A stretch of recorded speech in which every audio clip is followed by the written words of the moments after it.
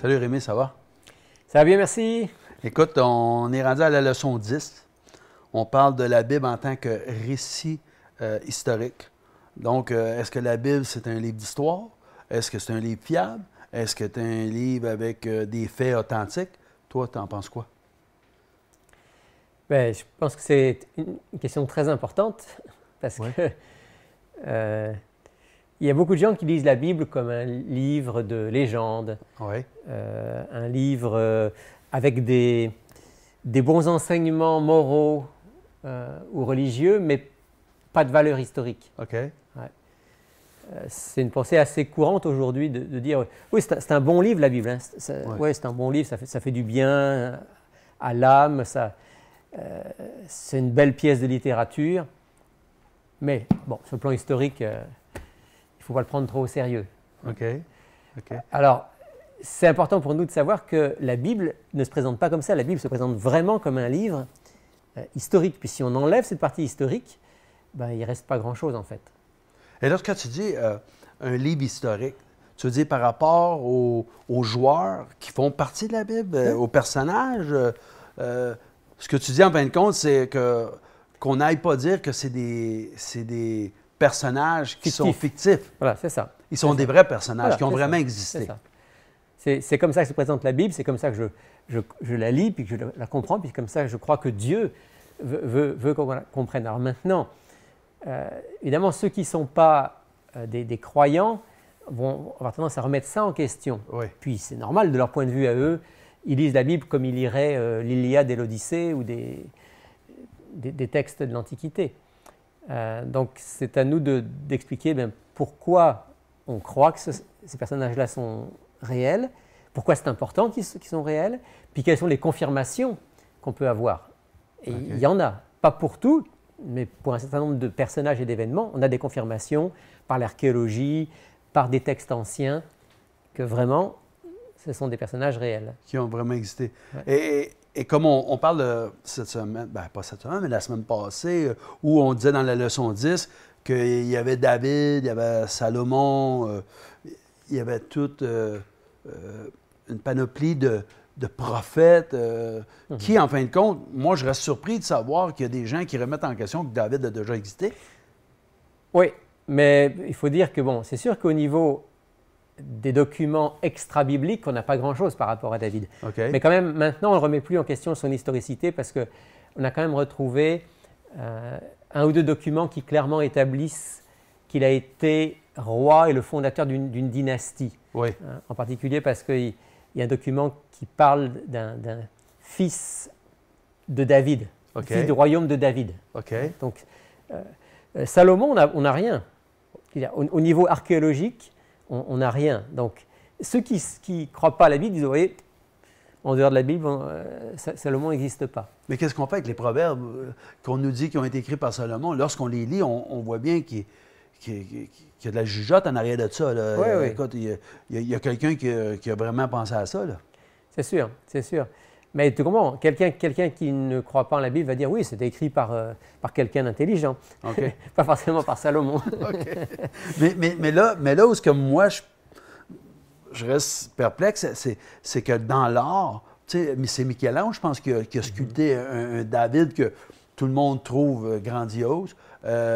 David qui était le roi, justement, du peuple hébreu, le peuple d'Israël. Puis aujourd'hui, le drapeau du peuple d'Israël, on l'a l'étoile de David? L'étoile de David, c'est ça que je voulais dire. Donc, David est un emblème pour le peuple d'Israël. Absolument. Puis moi, je crois profondément que David est ce roi choisi par Dieu dont nous parle la Bible. Il est mentionné donc dans les récits ou dans les fouilles archéologiques.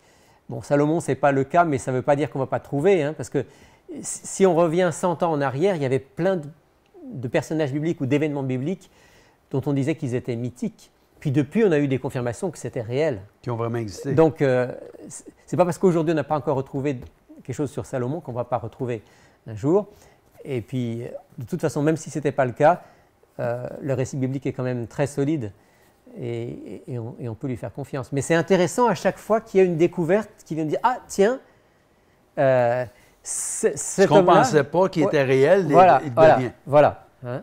OK. C'est intéressant, par exemple, dans l'étude de cette semaine, on disait on a retrouvé une inscription qui parle de Eshbaal, qui est le nom d'un des fils de Saül, par exemple. Hein? Bon, c'est intéressant.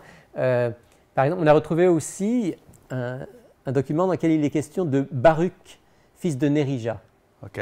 Or, Baruch, fils de Nérija, on en parle dans le livre du prophète Jérémie. Okay. C'était le scribe de Jérémie qui a écrit la plus grande partie du livre de Jérémie sous la dictée du prophète. C'est intéressant qu'un document extra-biblique nous parle de ce scribe qui s'appelait Baruch, fils de Nérija. Okay. Il ne fait pas de doute que c'est le même personnage. On a retrouvé aussi des stèles qui nous parlent, par exemple, de Omri. Omri, c'était donc un roi d'Israël, un mauvais roi, mais qui a eu son heure de gloire. Il est mentionné très clairement. Et on pourrait donner beaucoup d'exemples. Peut-être que parmi les meilleurs exemples, il y a ce qu'on trouve dans le livre de Daniel. Oui, bien c'est ça. Le mardi, justement, on parle de Daniel, Nebuchadnezzar, Babylone. Donc, on sait très bien que Babylone a existé. Ah oui, ça c'est sûr. OK. Je me souviens dans le temps de la guerre en Iran, Irak, avec, comment il s'appelait, donc Saddam Hussein. On parlait beaucoup justement d'histoire, dont il y avait des musées grandioses, qu'on parlait de Babylone. Et il y a une autre ville là, qui est dans ce coin-là. Ben, probablement c'était Ninive. Oui, Ninive, Babylone, exactement. Oui. Puis, dont on fait mention de Nebuchadnezzar. Oui, alors là, il y a plein de documents historiques et de documents archéologiques qui font mention de Nebuchadnezzar, effectivement, qui est mentionné dans le livre de Daniel. Puis c'est intéressant parce que on a retrouvé, comme c'est mentionné dans l'étude de cette semaine, par exemple, les fameux lions ailés, qui étaient omniprésents à Babylone, sur les murs, les portes, etc. Et puis justement, le lion ailé, c'est ce qui représente Babylone dans la Bible. Dans Daniel chapitre 7. OK. Ouais. Donc là, on voyait comment l'archéologie est claire et montre la véracité historique. Et moi, ce que j'aime bien par rapport à Daniel, parce que tu en parles, moi, lorsque je parle avec quelqu'un, qui est passablement instruit, qui pour lui, la parole de Dieu, t'en prends, t'en laisses, je l'y emmène avec le rêve de Nebuchadnezzar. L'histoire qu'un roi avait rêvé quelque chose, qui avait demandé à ses astrologues, ses magiciens, de lui expliquer son songe. Puis, fait cocasse, il lui dit vous allez m'expliquer mon songe. Bien, il dit révèle-nous ton songe. Ben non, je m'en souviens plus de mon songe. Mais c'est quelque chose qui m'a troublé. Fait que vous allez parler à vos dieux, vous allez leur demander qu'ils me disent c'est quoi le rêve que j'ai fait. Lorsque vous allez me le révéler, moi, vous dire si oui ou non c'est vraiment ça, parce que ça va me revenir. Puis après ça, je veux l'explication. Puis personne dans son royaume n'a été capable, sauf Daniel. Puis Daniel, ben, c'est un enfant de Dieu, c'est quelqu'un qui avait été pris en otage à partir de Jérusalem pour emmener justement à Babylone. Puis Daniel lui explique non seulement son rêve, lui dit non seulement son rêve, mais il lui explique son rêve, que dit. Puis que là, il part avec Babylone pour descendre aux Mèdes et aux Perses, et ensuite de ça à la Grèce, ensuite de ça à Rome. Puis ça, c'est arrivé après, plusieurs centaines d'années après, que lui ait révélé ça. Donc, quand j'explique ça à des gens, là, ils me disent c'est écrit ça dans la Bible. Ce que tu me dis là, c'est écrit dans la Bible. Puis là, je prends le texte dans Daniel 2, puis je le montre. Puis là, il y a quelque chose qui change dans leur façon de voir la Bible. Ils ne la voient plus pareil. Parce que forcément, ça montre que la Bible a une dimension historique, mais aussi prophétique. Oui, bien c'est ça. C'est ça, puis c'est ce qu'on va voir dans la prochaine... Absolument. Mais tu sais, on parle de Daniel, on parle de David, on parle de Nebuchadnezzar, mais tout fait pratique, Jésus également, il y a 2000 ans, a passé sur cette terre. Oui, puis ça, c'est très important de rappeler que Jésus, ce n'est pas non plus une invention. Tu sais qu'il y a des gens aujourd'hui qui ne croient pas que Jésus a existé. Hein? Ça, c'est les mêmes personnes qui croient que la Terre est plate. Là. Souvent. Okay. Souvent. Puis c'est Jean-Jacques Rousseau qui disait que si quelqu'un avait inventé l'histoire qu'on trouve dans les évangiles, cette personne-là serait tellement géniale que c'est plus facile de croire qu'il a vraiment existé. Et puis ça, c'est Jean-Jacques Rousseau qui disait ça. OK, c'est bon. Et Et puis bon, il y a quand même, j'ai pris là juste quelques citations, c'est intéressant, des citations extra-bibliques qui parlent de Jésus. OK. Hein? On en mentionné quelques-unes dans l'étude de cette semaine, Oui. j'en ai juste 4 là. Par exemple, Tacite, qui est un auteur romain, hein, qui a vécu entre à peu près 58 et 120 de notre ère, il écrit à un moment et il parle de ce qui s'est passé quand il y a eu l'incendie à Rome. Ouais, avec Néron. Avec Néron. Ouais. Puis il dit des bruits infamants attribuaient l'incendie de Rome aux ordres de Néron. Pour détourner ces bruits, il chercha des coupables et fit souffrir les tortures les plus raffinées à une classe d'hommes détestés pour leurs abominations et que le vulgaire appelait chrétiens. Ce nom leur vient de Christ, qui, sous Tibère, fut livré au supplice par le procureur Ponce Pilate. C'est assez exact, là, ça. Donc c'est intéressant. Oui, ça concourt assez bien avec ce que la Bible nous dit. Hein, c'est en parfaite ligne avec ce que nous dit la Bible. Il n'y a pas d'ambiguïté, disons, là. Ouais, C'est ouais. Tibère, Pilate, Christ. Christ qui a été livré au supplice. Ouais, Exact. Un autre, donc, c'est Flavius Joseph. Oui, c'est ce qu'on parlait dans la leçon ici, de qui mercredi. est donc qui est un juif, mais qui était devenu le copain des Romains. Ouais, l'historien juif. Et il écrit ceci: en ce temps-là paraît Jésus, un homme sage, c'était un faiseur de prodiges, un maître des gens qui recevait avec joie la vérité. Il entraîna beaucoup de Judéens et aussi beaucoup de Grecs. Et quand Pilate, sur la dénonciation des premiers parmi nous, le condamna à la croix, ceux qu'il avait aimés précédemment ne cessèrent pas. Jusqu'à maintenant encore, le groupe des chrétiens n'a pas disparu. Ouais. Mais j'ai ri parce qu'en fin de compte, nous qui avons la foi, on lit le texte, puis on y croit, parce que c'est la parole de Dieu. Mais c'est des bonnes références pour des gens qui aiment l'histoire. Exactement. Et qui est tout autre que la Bible, parce que souvent la Bible fait peur, parce que c'est un gros volume, il y a beaucoup d'années d'histoire, beaucoup de peuples impliqués, puis à un moment donné, on peut s'y perdre là-dedans. Il faut faire une recherche assez exhaustive, ou il faut la lire plus qu'une fois, la Bible, pour finalement saisir ce qu'elle en est vraiment. Tu as d'autres... Juste encore deux petites citations. Une de Pline le Jeune, qui est un autre auteur romain, Pline. Qui dit « Les chrétiens s'assemblent un jour marqué avant le lever du soleil et ils chantent ensemble un hymne au Christ qui est pour eux comme un Dieu. » Ah. Donc c'est intéressant. Hein? Là, il parle des chrétiens à son époque. Ouais. Et il dit « Ils chantent un hymne au Christ ». Donc ça confirme que pour Pline le Jeune, eh bien, le Christ était un personnage réel. Mais il précise qui est pour eux comme un Dieu, donc c'est pas faux. Oui, parce que les disciples l'appelaient le Seigneur. Le Seigneur, exactement. Okay. Une dernière citation, juive, celle-là, dans le Talmud babylonien, il dit, c'est une phrase très courte, « Il nous a été enseigné, à la veille de Pâques, ils ont pendu Yeshua. » Donc, Yeshua, on sait qui c'est. Hein? Ouais. C'est le nom du Messie en hébreu de Jésus. Ouais. Donc, on voit qu'il y a un bon nombre de documents, et je ne les ai pas tous cités, il y en a d'autres, des documents anciens qui attestent que Jésus a vécu, qu'il a fait des miracles, qu'il a enseigné, qu'il a été condamné par les principaux du peuple juif, que Ponce Pilate l'a finalement livré pour qu'il soit crucifié. Tout ça, c'est attesté par des textes non bibliques. Donc, c'est quand même quelque chose d'intéressant. On n'a pas besoin de ça, nous, parce qu'on croit à la Bible. Mais pour des gens qui se posent la question, est-ce que c'est vrai, est-ce que c'est historique, c'est bien de pouvoir leur montrer des choses comme ça. Oui, puis en fin de compte, d'être capable de leur montrer qu'il y a plus que la parole de Dieu qui atteste justement ce que nous, on croit.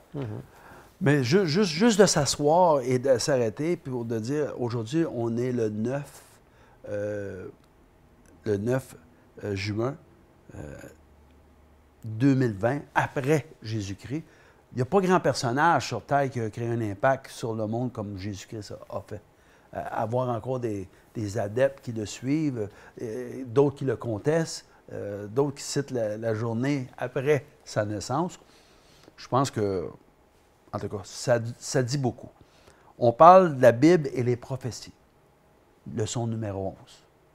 La Bible et les prophéties, tu en retiens quoi, toi, par rapport à la leçon qu'on est en train de faire? Le lien que je fais entre les deux leçons, c'est que dans la première des deux, on nous montre que la Bible est un livre historique, c'est-à-dire que les gens dont on parle ont existé, leur histoire est une histoire réelle, les événements qui sont mentionnés, c'est de l'histoire. Ça se tient. Dans la leçon suivante, on nous dit la prophétie, c'est aussi de l'histoire. Ouais. C'est-à-dire que ce n'est pas juste des beaux symboles, des rêveries, ou simplement des textes pour nous inspirer, nous encourager. Là aussi, la prophétie, elle doit s'inscrire dans l'histoire. De la même manière que si on enlève l'histoire des personnages bibliques, tout s'écroule. Je veux dire, si Jésus n'a pas existé, tout s'écroule. Si Abraham, Moïse et David n'ont pas existé, on tourne en rond. On tourne en rond. De la même manière, si les prophéties, c'est juste des bonnes paroles pour nous encourager, ça peut peut-être avoir un petit effet psychologique, mais ça ne va certainement pas nous permettre de savoir réellement d'où on vient et où on va. Tandis que si la prophétie, c'est vraiment aussi de l'histoire vue à l'avance par le Dieu Tout-Puissant, alors c'est un repère extrêmement solide, et ce qui est déjà réalisé nous permet de croire à ce qui va bientôt être aussi réalisé. Puis ce que j'aime dans ce que tu dis par rapport à ce qui a déjà été écrit d'avance, pour nous encourager justement lorsque ça arrive, ça n'arrive pas juste une partie, que ça arrive au complet. Et c'est des choses qui ont été dites d'avance pour notre instruction à nous qui sommes parvenus à la fin des temps, comme dirait Paul. Mais j'aime bien le verset 10 dans le chapitre 46 d'Ésaïe. C'est un texte que lorsque je me suis arrêté à ce texte-là, j'ai dit, ouais, ça, là, effectivement, il y a vraiment raison. Ésaïe 46, le verset 10. Tu peux le lire? Oui. « J'annonce dès le commencement ce qui vient par la suite, et longtemps d'avance ce qui n'est pas encore accompli. Je dis, mon projet tiendra bon, et j'exécuterai tout ce que je désire. » Donc, c'est Dieu qui s'affiche comme étant celui qui sait le début jusqu'à la fin et qui, justement, l'annonce dès le commencement. Puis, mon projet va tenir bon. Donc, ce que j'ai dit, ce que j'ai prédit, ce que j'ai révélé à mes serviteurs, les prophètes, qui ont écrit, vous pouvez regarder, vous pouvez vous en inspirer, vous pouvez vérifier même. Alors, il y a plein de prophéties qui se sont réalisées dans le passé pour nous, et puis qui peuvent être des points de repère solides. Par exemple, puisque là on est dans Ésaïe, Ésaïe par exemple annonce la chute de la Syrie, la chute de Babylone. Il annonce même que celui qui va prendre Babylone s'appelle Cyrus. C'est des choses quand même très précises. Donc, si on prend Jérémie avait annoncé que la captivité durerait 70 ans. Ça, c'est des choses qu'on peut vérifier. Ça a duré effectivement à peu près 70 ans entre le moment où les premiers ont été déportés et le moment où ils sont revenus. Avec Cyrus.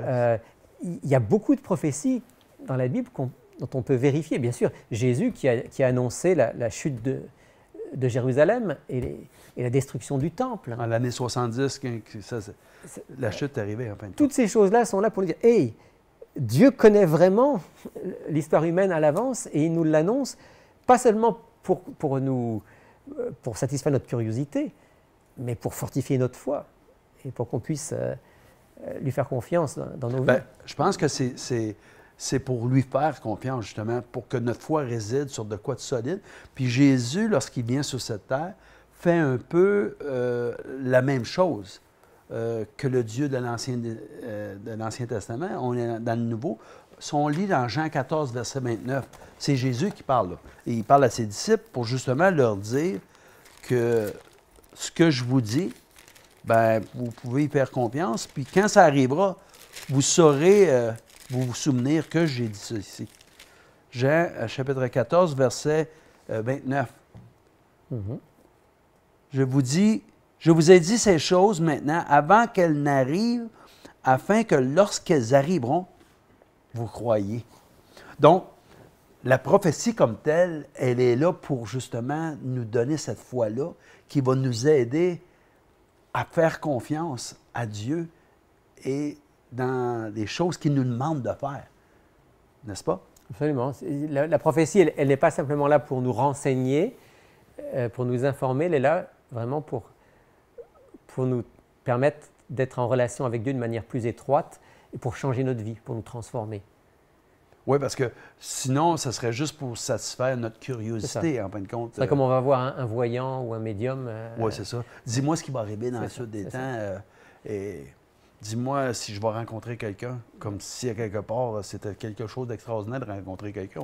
On rencontre du monde à tous les jours, tu sais, veux dire. Mais ça, c'est plus que juste rencontrer quelqu'un. C'est dire, il y aura un royaume, et il viendra un autre royaume après celui-là. Et après celui-là, il viendra un autre royaume. Écoute, ta minute, c'est pas rien qu'un, puis deux, c'est trois, puis quatre, puis encore plus. Puis c'est sur une période, justement, pas juste de 2-3 ans ou de 15-20 ans. On parle des périodes de centaines d'années, de millénaires quasiment. Millénaires, exactement. Ouais. Et on nous montre qu'il y a un principe d'étudier. Tu sais, comme on dit dans la leçon du trimestre, comment interpréter les Écritures. Bien, je pense qu'il y a une façon aussi d'interpréter les prophéties. Parce qu'il faut qu'on parte avec une base solide. Puis, dans la leçon de cette semaine, on nous parle du principe jour-année. Oui. Et Alors, c'est bien qu'on en parle un tout petit peu parce que ce principe jour-année, donc, qui est le principe selon lequel, dans les prophéties qu'on appelle apocalyptiques, comme par exemple le livre de Daniel, le livre de l'Apocalypse, que lorsqu'il est question d'un jour, ce n'est pas un jour littéral, mais ça représente une année. Une année. Ce principe-là, il est contesté, très contesté dans les milieux chrétiens en général.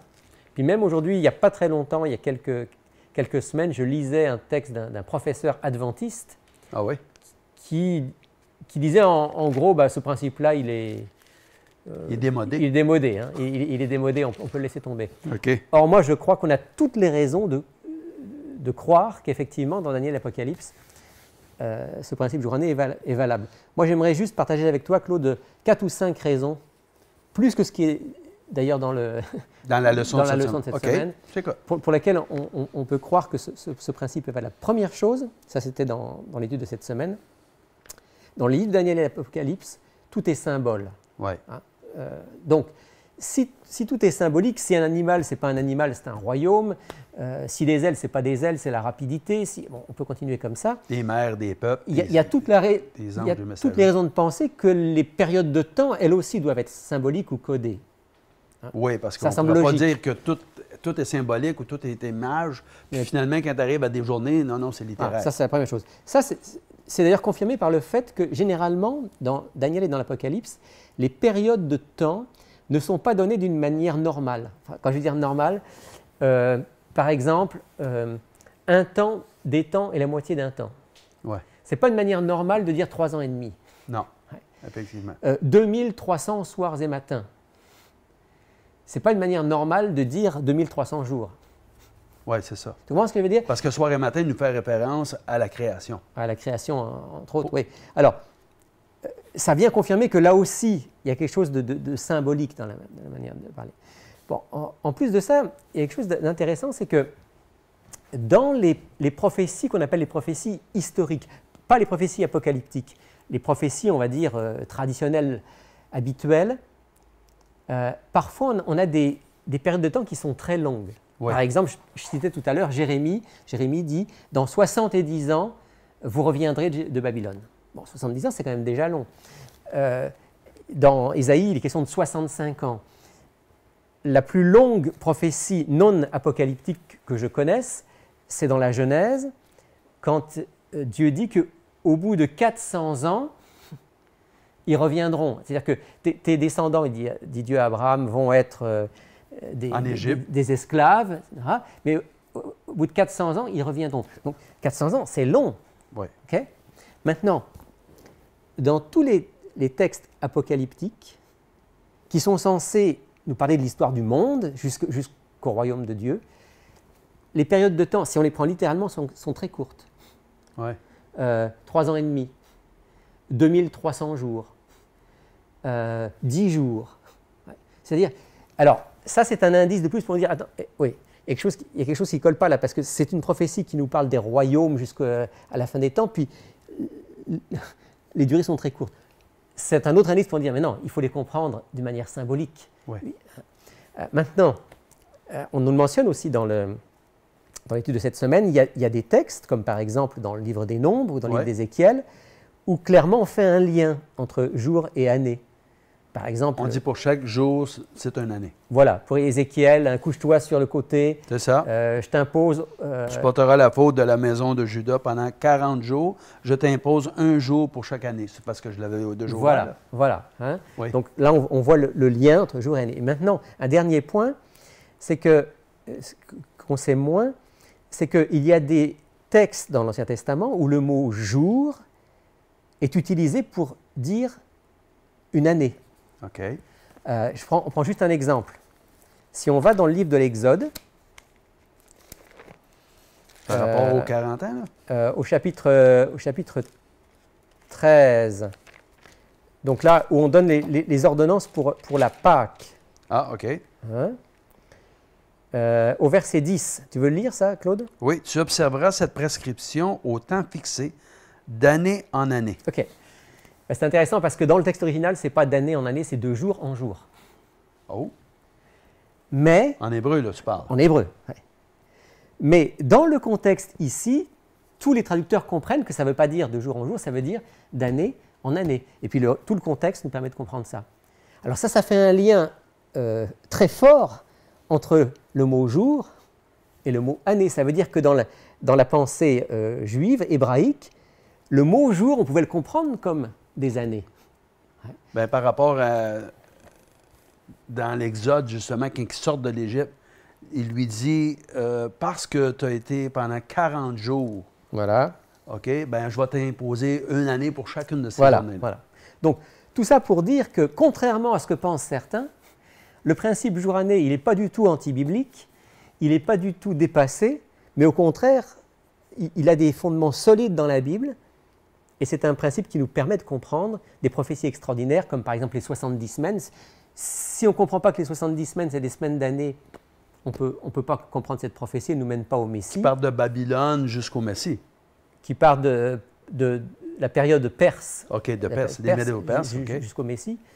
Si on ne comprend pas le principe jour-année, on ne peut pas comprendre les 1260 jours, années qui nous mènent jusqu'à la période de la fin de la domination papale. On ne peut pas comprendre les 2300 matins qui nous mènent jusqu'à la purification du sanctuaire céleste. Qui est en 1844. Exactement. On a justement, dans la leçon, parlé de 1844 avec Clifford Goldstein.